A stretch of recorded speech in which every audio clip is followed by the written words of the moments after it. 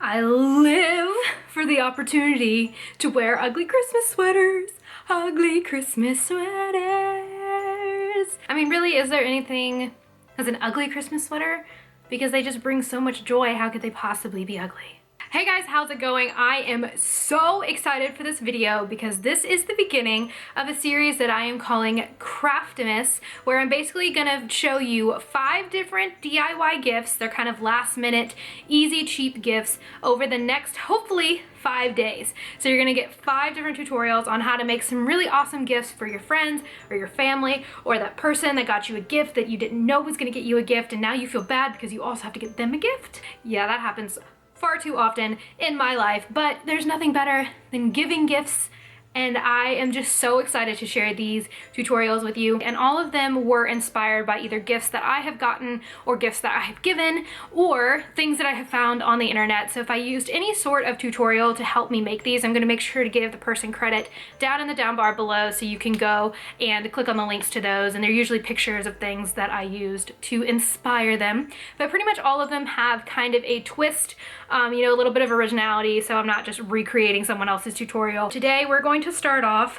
with a mason jar, to-go cup, a tumbler, whatever you would like to call this contraption. This is what I'm gonna show you how to make today. It is super, super easy, only takes a couple of minutes, so I'm just gonna go ahead and jump into this tutorial. All right, the materials you're gonna need are a pair of scissors, a really strong adhesive, a screwdriver, a piece of fabric, a washer or two, a mason jar, a sponge brush, Mod Podge, and a hammer.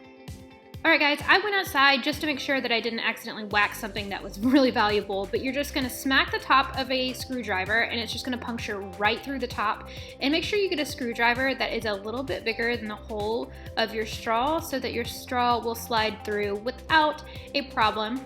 And then I just came back inside and just wanted to show you guys that the hole might have some little spikes underneath it where it's kind of punctured the metal.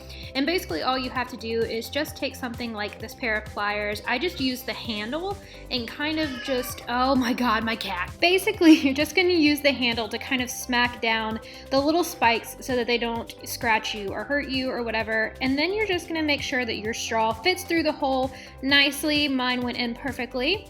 And the next thing you're gonna do is just take your piece of fabric and lay it down, and you can see I've already started tracing this because I forgot to film it before I started.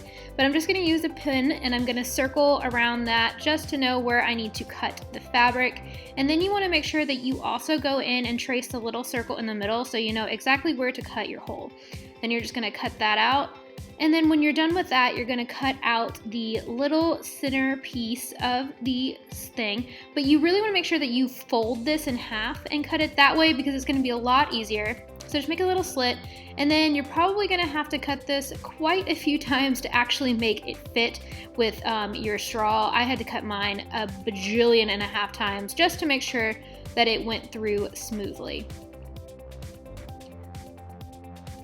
Once your straw goes through smoothly, you are done, and it is time to work on putting the fabric onto the lid. So you're just gonna take Mod Podge and a sponge brush, and you're just going to do a thin layer before you put the fabric on. So you just wanna cover this in a very even layer like I'm doing right here. And then you want to take your piece of fabric and make sure that you line up the hole and just place it down and make sure that it's smooth and that there are no wrinkles. But of course then you mess it up when you realize that your straw doesn't fit and you have to cut the hole bigger again. And then you use a bunch of tools to try to make the hole bigger and then realize that the hole itself is not the problem and that it's actually the fabric, which you then have to cut a little bit more to make sure that your straw fits through. This is a tedious process, but once it works, you are good to go. Then you want to add another layer of Mod Podge. This is just going to really seal everything in and give it a tough consistency so that it doesn't come off. Leave that to dry for a little bit, and then you're going to come back and it'll look a little bit like this. And then we're gonna take a washer, which you can get these at any kind of like hardware store, and a really tough glue. This is Gorilla Glue. It's made so that it basically bonds to anything and it's waterproof. You're just gonna take that and put that around the washer and then line it up with the hole on the lid. And this is just gonna give it a clean look, but also kind of a protectant for your straw.